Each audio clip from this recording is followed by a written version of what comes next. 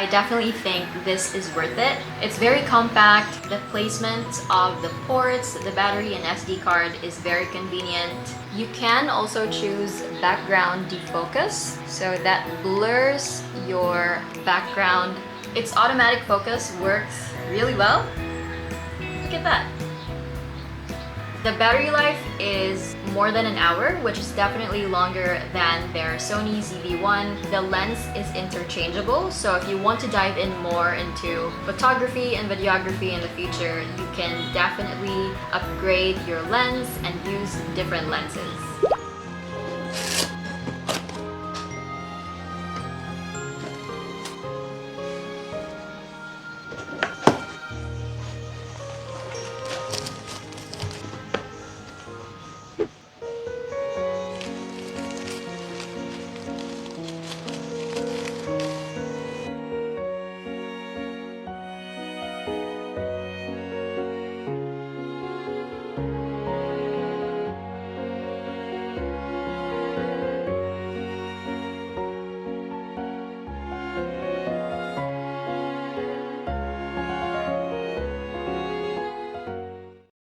So, I finally got my hands on this camera. Just a quick disclaimer, I'm not a camera tech expert. This is not an in-depth review of the product. This is more of like a testing and a perspective from a beginner and from someone who wants to upgrade from a phone camera. As you can see, it is very small. Look at that. Very compact and lightweight. It has a flip screen, so you can just see directly how you're positioned.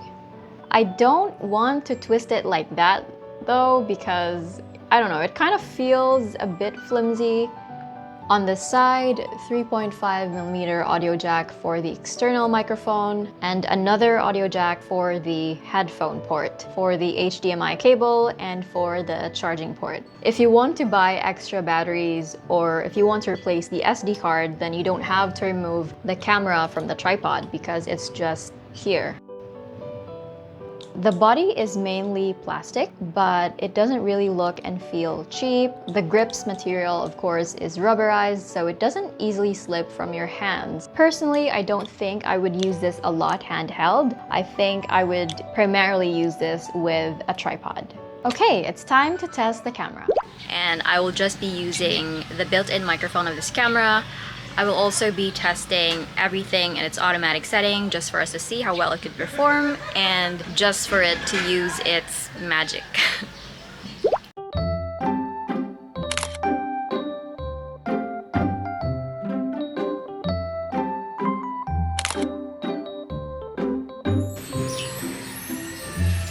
This is what it looks like with no stabilization at arm's length away from me.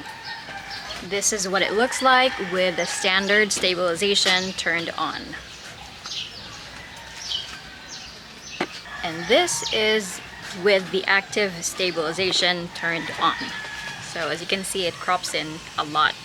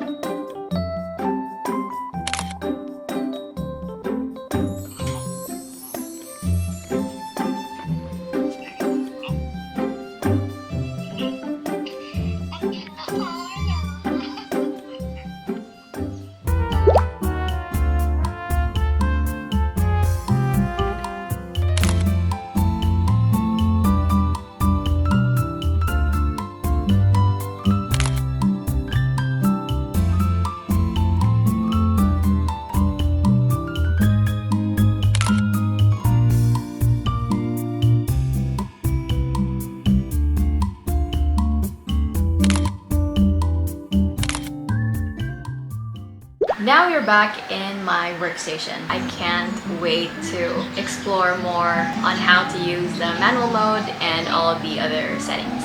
Yay!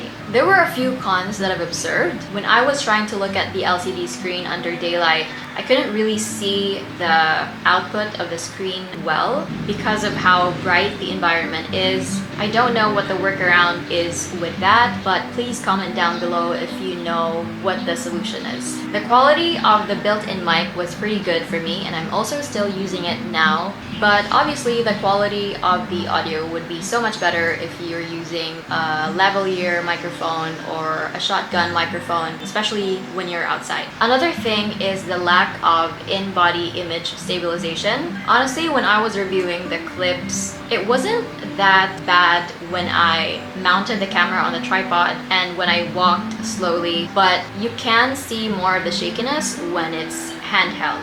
You can turn on the active stabilization, but it just crops in a lot. So close to my face! But despite that, I definitely think this is worth it because the reasons why I chose this camera in the first place were all met. I think it's great for beginners, those who want to upgrade from a phone camera, and those who are looking for a mid-range or budget camera. That's all for this video. If you're interested in watching more content from me, you can click here for my latest video. Bye!